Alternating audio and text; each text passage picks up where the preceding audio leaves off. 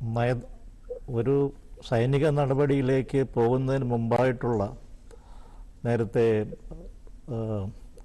Sir പറഞ്ഞതുപോലെ ഒരു immediate response എന്ന നിലയിലാണ് നയതന്ത്രപരമായിട്ടുള്ള കാര്യങ്ങൾ ഇന്ത്യ നീക്കിയത്. അതിൽ ഏറ്റവും പ്രാധാന്യമുള്ളത് കഴിഞ്ഞ തവണ ഇതുപോലെ ഉണ്ടായതുപോലെ ടൈം ഡിലേ ഇത്തവണ ഉണ്ടായിട്ടില്ല. നമ്മൾ പരിശോധിച്ചു കഴിഞ്ഞാൽ പ്രധാനമന്ത്രി തന്നെ ഒരു ചരിത്രപ്രസിദ്ധമായ വിദേശ സന്ദർശനത്തിൽ സൗദി ജദ്ദയിൽ 40 വർഷങ്ങൾക്ക് ശേഷമാണ് ഒരു ഇന്ത്യൻ പ്രധാനമന്ത്രി സൗദി അറേബ്യയുടെ വാണിജ്യ തലസ്ഥാനമായ ജദ്ദയിലേക്ക് പോകുന്നത്. അപ്പോൾ ആ രാജ്യവുമായിട്ട് പല പല പ്രധാനപ്പെട്ട കരാറുകളിലും വ്യാവസായിക, സാമ്പത്തിക, പ്രതിരോധ സംവിധാനങ്ങളുള്ള പല പ്രമുഖ കരാറിലും ഏർപ്പെടുവാനും, അതുപോലെ അമേരിക്ക കഴിഞ്ഞാൽ സൗദി അറേബ്യയായിട്ട് രണ്ടാമത് ഏറ്റവും കൂടുതൽ വ്യാപാരം നിലനിർത്തുന്ന രാജ്യം ഇന്ത്യയാണ്. അങ്ങനെ ഒരു ഇമ്പോർട്ടൻ്റ് വിസിറ്റ് വെട്ടിച്ചുരുക്കി അന്ന് രാത്രി തന്നെ അദ്ദേഹം ഇന്ത്യയിലേക്ക് വരികയും എയർപോർട്ടിൽ വെച്ച് തന്നെ അദ്ദേഹത്തിൻ്റെ SPG എസ്കോർട്ട് വണ്ടികൾ കയറാതെ നേരെ എയർപോർട്ടിലെ ലോഞ്ച് റൂമിലിരുന്ന് NSAയും മറ്റുള്ളവരുമായിട്ട് സ്ഥിതികൾ വിലയിരുത്തുകയും ഉച്ചയ്ക്ക് തന്നെ CCS കൂടുകയും അതുകൊണ്ട് വൈകുന്നേരമായപ്പോൾ തന്നെ ഇമ്മീഡിയറ്റ്ലി ആ ഓരോ സ്റ്റെപ്പ് ബൈ സ്റ്റെപ്പായിട്ട് അത് പ്രഖ്യാപിച്ചു. അത് ആദ്യപടി എന്നുള്ള രീതിയിലാണ് നയതന്ത്ര ബന്ധത്തിലുള്ള ഈ കൺട്രോൾസ് ഇന്ത്യ കൊണ്ടുവന്നു. അത് പാകിസ്ഥാൻ ഒരിക്കലും പ്രതീക്ഷിച്ചിട്ടില്ലായിരുന്നു.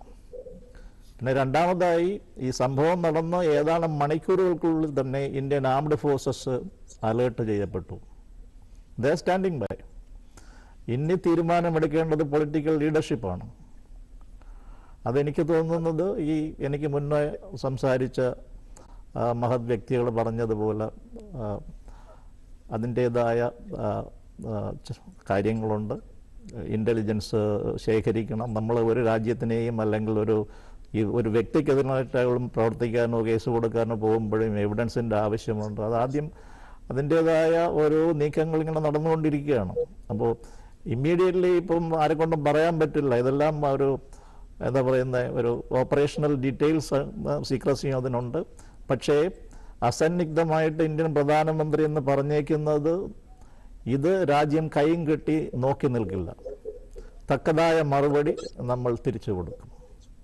പിന്നെ രണ്ടാമതൊരു കാര്യം, പണ്ടത്തെ ഇന്ത്യയല്ല, പണ്ടത്തെ ഇന്ത്യൻ ആംഡ് ഫോഴ്സസ് അല്ല, പണ്ടത്തെ പോളിസിയല്ല ഇപ്പോൾ ഡിഫൻസ് പരമായിട്ട് ഇന്ത്യക്ക്. പണ്ട് നമ്മളൊരു ഡിഫെൻസീവ് സ്ട്രാറ്റജിയാണ് അഡോപ്റ്റ് ചെയ്തിരുന്നത്. പക്ഷേ എങ്കിൽ അതിപ്പോൾ മാറി ടോട്ടലി. ഇപ്പോൾ നമ്മുടെ ഒഫൻസീവ് സ്ട്രാറ്റജി, മോഡേണൈസേഷൻ തിങ്കിങ്ങും അതുപോലെ തന്നെ പൊളിറ്റിക്കൽ ലീഡർഷിപ്പും ആ രീതിയിലാണ് ചിന്തിച്ചുകൊണ്ടിരിക്കുന്നത്.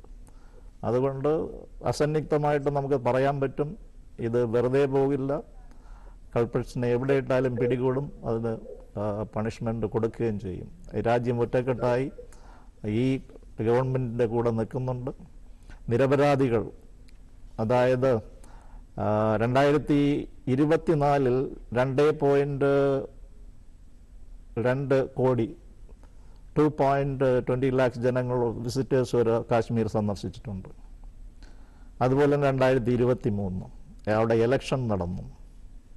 അപ്പോൾ ഇതെല്ലാം ഈ കാശ്മീരിൻ്റെ മുഖച്ഛായ തന്നെ മാറ്റി അത് നമ്മുടെ രാജ്യത്തിൻ്റെ മുഖ്യധാരയിലേക്ക് വന്നുകൊണ്ടിരിക്കുന്ന സമയമാണ്. അപ്പോൾ അതിനെ എങ്ങനെയെങ്കിലും അട്ടിമറിക്കുക എന്നുള്ളൊരു ഒറ്റ വികാരം മാത്രമേ പാകിസ്ഥാൻ ഉണ്ടായിരുന്നുള്ളൂ, പാകിസ്ഥാൻ ഹാരലേഴ്സിനും. അത് വളരെ വ്യക്തമാണ്.